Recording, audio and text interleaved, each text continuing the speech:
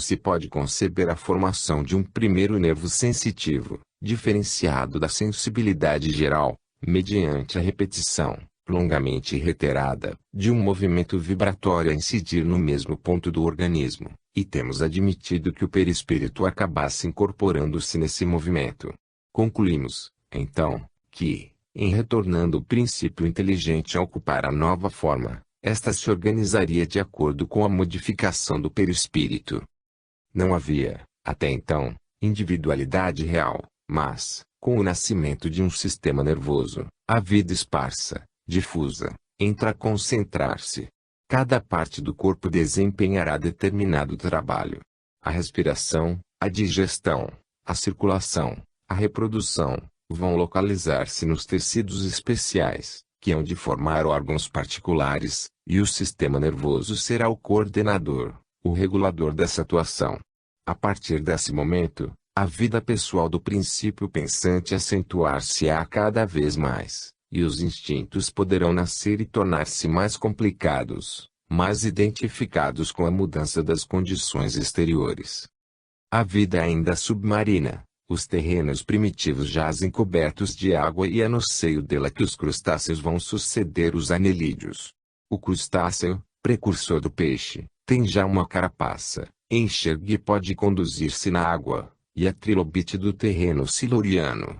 Mas, a partir desse momento, a vida pode tornar-se aérea. A crosta frágil dos terrenos primários teve de ceder muitas vezes à pressão dos gases interiores. Uma luta titânica empenhou-se entre o fogo e a água e, no barato de cataclismos gigantescos, a força central vomitou, e ígnea, as suas escórias, lavas, basaltos, pórfiros, formadores das primeiras ilhas, alicerces de futuros continentes. A ação pluvial, os sais, a temperatura, acarretam as erosões, a desagregação das rochas, formando a primeira camada humosa e propícia ao desenvolvimento das plantas. A atmosfera ainda se apresenta saturada de umidade e, sobre essas plagas baixas e lodosas, vamos surpreender o primeiro crustáceo terrestre, o escorpião, irmão do crustáceo marinho. Durante muito tempo, será ele o único habitante dos domínios consolidados. As ilhas recobrem-se de plantas primitivas e nas brenhas sombrias nenhum ruído se ouve, além do vento. Todos os seres são mudos. Vai surgir uma outra fase. Depois dos primeiros ensaios, vai a natureza caminhar mais ousadamente no aperfeiçoamento da sua obra. Alteiam-se os terrenos, a terra vai, lenta, conquistando os seus domínios ao elemento líquido, que se refugia nas depressões mais fundas. Enquanto duram essas mudanças aéreas, um progresso enorme completa-se no seio dos mares. É no período primário que aparecem os primeiros vertebrados marinhos, os peixes. Os cefalópodes e os pterigotos têm uma coluna vertebral, e transitando do estado ganglionar ao cérebro espinal revestido de ossificação perfectível, a natureza como que arma suas novas criações para uma vida ativa. Certos peixes tendem a viver, de preferência, nas plagas lodosas e adquirem traços da respiração aérea, ensejando o advento dos batráquios.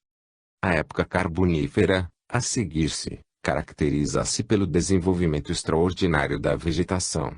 Condensou-se o sul enorme e nebuloso das idades pregressas, aumentando o seu aquecimento, e, como o calor central da Terra e a umidade são ainda muito fortes, o reino vegetal vai atingir proporções descomunais. Os fetos arborescentes, as sigilárias desmesuradas, atingiam, às vezes, 40 metros de altura. São gigantes petrificados das nossas minas carboníferas. Os batráquios, que não passavam de peixes na primeira fase, transformam-se em animais aéreos na segunda, e vão, pouco a pouco, deixando o mar pela terra. E, com isso, já se revelam mais inteligentes do que os primeiros. São, de fato, os primeiros a emitir sons, pouco harmoniosos de começo, mas, sem embargo, precursores de vozes que jamais se extinguiriam na escala dos seres.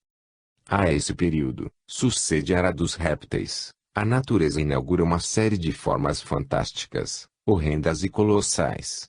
Após os precedentes ensaios, ela parece colimar a perfeição na grandeza das mais bizarras e atormentadas formas. Preciso é ver-se esses animais reconstituídos, para se ter uma ideia dessas concepções monstruosas, que, felizmente, não se transferiram à posteridade. Contemplando-as hoje, elas nos demonstram a potência e facúndia dos meios utilizados, bem como a infinidade e diversidade de engenho dessa operária infatigável que é a natureza. Entretanto, o progresso interior prossegue em sua marcha. O cérebro e a medula espinhal aí já estão mais fortemente defendidos por um sistema nervoso. Com os marsupiais, apresentam-se-nos os primeiros mamíferos. A cria nasce completamente formada, embrionária, para terminar seu desenvolvimento na bolsa materna. É o princípio inteligente a esboçar-se em primórdios de sentimentalidade. É o amor materno que desponta com o nascimento dessa criatura informe, a qual, quanto mais fraca, mais cuidadosamente assistida. Bem conhecida é a tenura da fêmea do gambá para com a sua prole. Da necessidade originou-se o primeiro instinto superior. Os sentimentos mais elevados, que mais tarde se vão patentear nos animais e no homem, não derivariam de outras causas, concluindo-se, de start, que os fenômenos materiais e intelectuais têm uma conexidade absoluta e racional.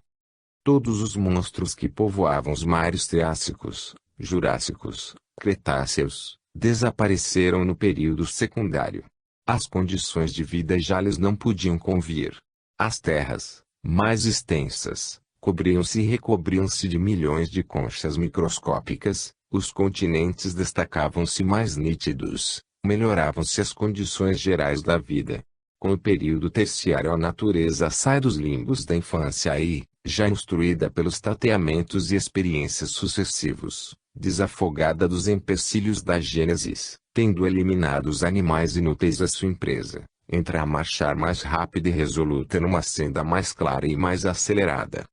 É neste período que despontam todos os antepassados da fauna contemporânea, e a ciência, que acompanhou passo a passo o desenvolvimento progressivo das formas, leva-nos insensivelmente dos lêmures aos símios. Simultaneamente, tudo progride em nosso globo, o solo, as plantas, os animais. Mudam-se os ambientes, as ilhas fazem-se continentes, o fogo dá lugar à água, diminui a umidade, o solo saneia-se, o sol derrama torrentes de luz e calor, as plantas abandonam os abismos marinhos, conquistam a gleba e desenvolvem-se, diversificam-se, florejam, dão frutos. As estações diferenciam-se, regularizam-se os climas, as formas tornam-se mais apropriadas ao meio, e o nível da criação eleva-se num ritmo constante. Que grande trajeto percorrido! Os seres diversificaram-se a tal ponto que, antes, parecem estranhos entre si. Mas, nós vimos que todos partiram da maneira primitiva, e o estudo de sua composição demonstrou-nos que eles não passam, a todo tempo, de associações mais complexas do elemento primitivo. Todos eles, ao nascerem, são ainda dessa maneira que se fragmenta, que se associa às nascentes da sua própria substância, a fim de constituir o recém-vindo, cujo lugar na escala dos seres depende do grau de sua evolução. O desenvolvimento do cérebro prosseguiu independentemente das formas. Os primitivos zoófitos não apresentam indícios de cérebro, não têm sentidos nem sexo. Com os moluscos, temos um sistema nervoso obtuso, mal definido, geração rudimentar, sentidos imperfeitos. Nos crustáceos, já se nos deparam, coincidentes com o sistema nervoso ganglionar, a visão, a audição, o tato.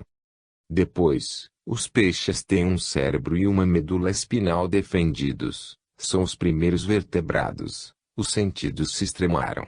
Seguem-se os anfíbios e os répteis, que implicam na sucessão da geração ovípara pela vivípara, e apresentam uma ossatura endurecida. Os marsupiais, mamíferos inferiores, apresentam-se com um encéfalo muito simples, que se vai complicar nos seus sucessores para chegar à divisão em lóbulos e formar as circunvoluções, observáveis nos macacos e no homem. Macaco e homem são primos, procedem de antepassados primevos, da época terciária, e possível se torna vermos os sucessivos progressos realizados pela nossa raça, acompanhando o desenvolvimento do homem quaternário, cujo crânio, costelas e fêmur oferecem caracteres simiescos, ainda não desaparecidos inteiramente em certas raças inferiores, quais os australianos, os fueguianos, etc. Nenhuma teoria filosófica pode, como o espiritismo, explicar todos esses fenômenos. Graças à lei da reencarnação e ao conhecimento da natureza da alma, fácil se torna compreender o progresso do espírito, desde as modalidades mais rudimentares até as suas manifestações mais altas. O princípio pensante percorreu, lentamente, todas as escalas da vida orgânica, e foi por meio de uma ascensão ininterrupta, em transcurso de séculos inumeráveis, que ele pôde pouco a pouco, demoradamente, fixar no invólucro fluídico todas as leis da vida vegetativa, orgânica e psíquica. Foi-lhe preciso rematerializar-se um sem número de vezes para que todos esses movimentos, sentidos, conscientes, desejados, chegassem à inconsciência e ao automatismo perfeito, que caracterizam as reações vitais e as ações reflexas. Não é de improviso que o ser, seja qual for, chega a esse resultado, pois a natureza não faz milagres e opera sempre do simples para o complexo. Para que um ser tão complexo quanto o homem, que reúne os caracteres mais elevados de todas as criaturas vivas, possa existir, importa, absoluta e necessariamente, tenha percorrido toda a série, cujos diferentes estados ele se resume. Conclusão. Temos visto como o movimento perispiritual explica, de um modo simples, a passagem do consciente ao inconsciente, e como se registram, automaticamente, no perispírito, todos os estados da alma. As condições de percepção prendem-se a duas causas, que são a intensidade e a duração da sensação, variáveis segundo o estado vibratório do invólucro. Nos primórdios da vida, o invólucro da alma é grosseiro, mesclado dos fluidos mais próximos da matéria, com movimentos tardos, por assim dizer, incipientes. O trabalho da alma consiste na depuração desse invólucro, em desembaraçá-lo das suas gangas fluídicas, isto é, em dar-lhe um movimento cada vez mais radiante. Cada existência terrena deixa no perispírito a sua impressão. Assim como, ao cortar-se uma árvore secular, se torna possível saber se a idade contando as camadas concêntricas anualmente deixadas pela casca, assim também existem zonas fluídicas que se vão superpondo, à medida que o espírito se vai distanciando da sua origem. As lembranças gravadas no invólucro são, como ele mesmo, inextinguíveis. Posto não passe de simples analogia, é possível comparar essas camadas sucessivas às impressões fotográficas que se podem superpor na mesma placa sem se confundirem. Todos esses movimentos vibratórios têm uma existência própria, um grau vibratório que lhes é peculiar, sendo o último sempre superior aos demais. Note-se bem que se não trata, aqui, de uma superposição de impressões físicas. Assim como o fenômeno da alotropia nos mostra, tangivelmente, que as propriedades de um corpo prendem-se a um movimento particular das moléculas desse corpo, e que essas propriedades mudam quando o movimento molecular tem outro modo vibratório, assim também, no perispírito, cada zona atômica pode ser constituída pelos mesmos átomos, mas com associações vibratórias inteiramente diferentes, correspondendo cada um desses arranjos a determinada posição de equilíbrio. Chegada a humanidade, a alma já está amadurecida, e o seu invólucro tem fixado, sob a forma de leis, de linhas de força, os estados sucessivamente percorridos, e será talvez essa a causa da evolução fatal do embrião, repassando por todos os estágios da escala anteriormente percorrida. No homem primitivo, o inconsciente fisiológico é muito rico e não terá quase de enriquecer-se mais, senão de atos automáticos secundários, ou seja, de hábitos manuais. O inconsciente psíquico, pelo contrário, está quase virgem, constituído pelas modalidades mais apuradas do instinto, e das mais incipientes da consciência e da inteligência. De fato, o animal apenas possui faculdades simples, rudimentares. Tem o sentimento da existência, mas não tem a consciência do eu. Os primeiros homens deveriam aproximar-se muito dos antropóides atuais, e não resta dúvida de que a longa duração do período quaternário foi indispensável à elaboração dessa consciência, que os deveria destacar definitivamente da animalidade.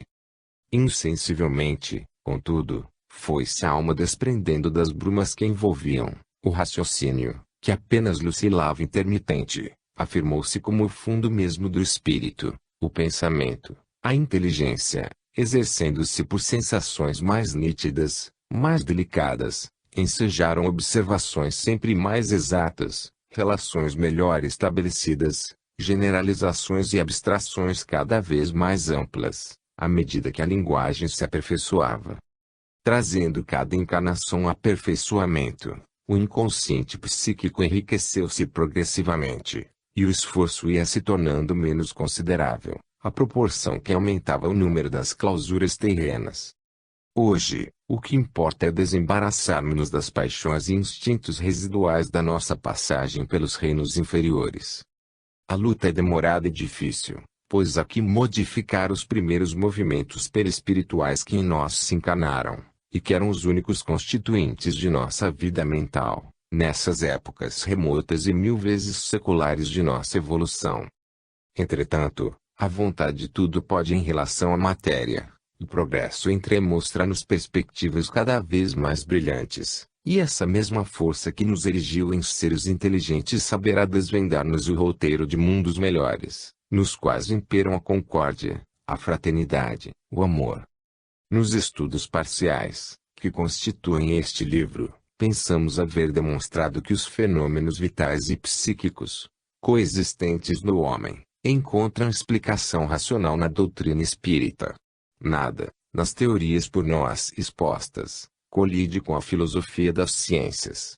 A existência do perispírito, durante a vida e depois da morte, foi experimentalmente estabelecida, com todas as garantias possíveis contra a fraude e o erro. Sua composição fluídica foi comprovada pela fotografia, e nós podemos conceber-lhe a natureza, por analogia, com os estados da matéria extremamente rarefeita. Nem a sua imponderabilidade é mais estranha do que a das forças físico-químicas que se traduzem por luz, eletricidade, afinidades, etc. Nem sua ação sobre a matéria é mais extraordinária que a do magnetismo sobre a limalha de ferro. Finalmente, nenhuma de suas propriedades é irracional. A sua união com a alma é da mesma espécie da que ocorre com as forças ligadas aos átomos materiais.